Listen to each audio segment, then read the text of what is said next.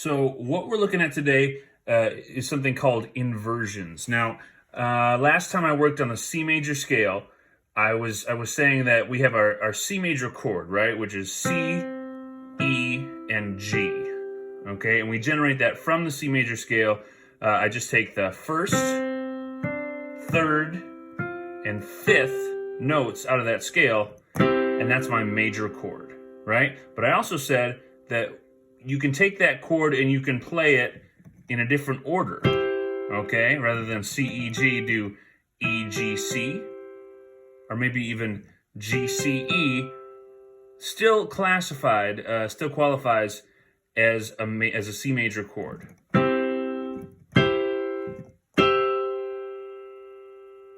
And when you listen to each of those, yes, they're slightly different, but they still have that major quality, and you can tell that it's the same chord, right? So when we start to change the order like that, that's what we call inversions.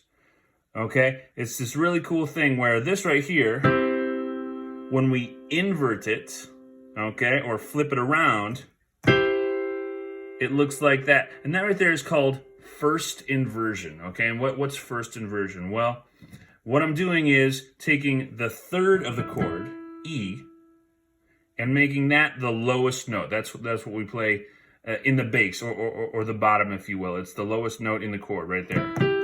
So the third note of the chord in the bottom is called first inversion, right? Let's go up another one. G, C, E. Now the G is the fifth of the chord, right? 1, 2, 3, 4, 5. The fifth of the chord, when that's in the bottom, that's called second inversion. So this one right here, the standard C major chord, I guess, or the first one that we learned, that's actually called root position, all right? The first note of the chord, the C, being known as the root. So root position, first inversion, second inversion. And of course, if we were to invert this one more time, we're back in root position, right? And just in a different octave. But still root position, the root being the lowest note.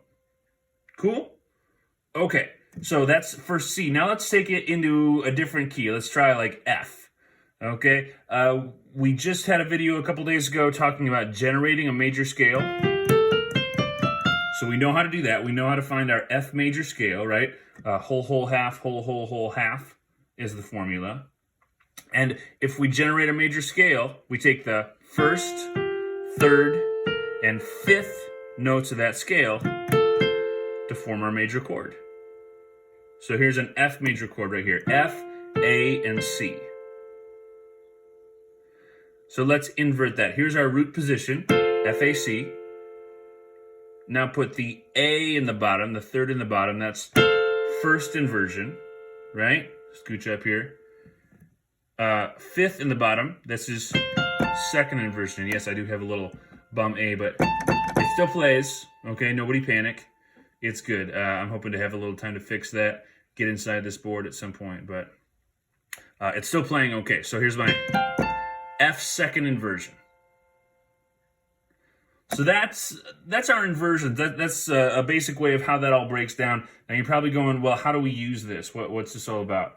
So when we start to put chords together, okay, start to create chord progressions, this is when our inversions start to come in handy. Now, if I wanted to say play a C major chord, followed by an F major chord, this one right here, and maybe just back and forth or something.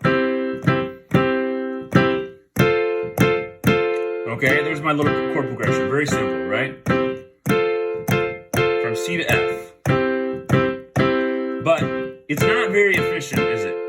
I'm literally having to take my whole hand and move it up half an octave every time I change chords, and then move it back down for the C, okay? What if there was a way for me to make that a little smoother, a little more efficient? Maybe I wouldn't have to look at my hands. I could move around a little bit. Well, hey, this is where inversions come in handy, because our F major chord, I can invert that to look like this, right? F, A, C, C, F, A still qualifies. That's an F second inversion chord right there, okay? And check out how smoothly that rolls from the C root position. Boom.